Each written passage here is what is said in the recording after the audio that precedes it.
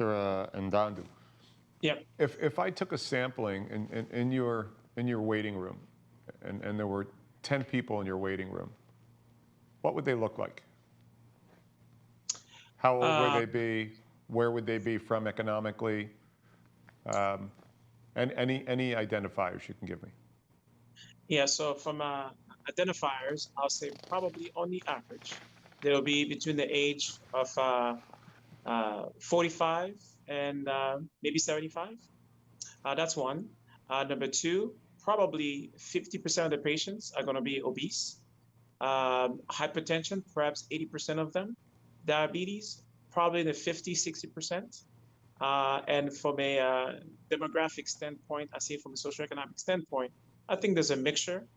Perhaps 20 would be higher class, and I'll say maybe between 50% with middle class, and perhaps lower than that.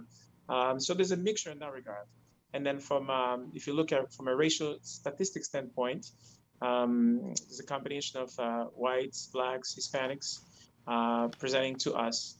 And but that would be probably the mix. But when it comes to the risk factors, that's what really stands out to me. And I concur with Dr. Montero Baker in terms of the lifestyle, the diabetes, what kind of impact it's having and what we're having to address with this very critically ill and fragile patient population. Is the diabetic population the on-ramp to this disease as one of the primary entry points? I would agree. And actually, there's a colleague of mine who refers to as diabesity. So it's diabetes and obesity combined. But diabetes really, I've developed a tremendous amount of respect for diabetes. And when I see patients, I used to ask in the past, do you have diabetes? But now when I ask them how long and what are you on, which gives you an idea as to what kind of trouble you're going to encounter just based on how long they've been diabetics.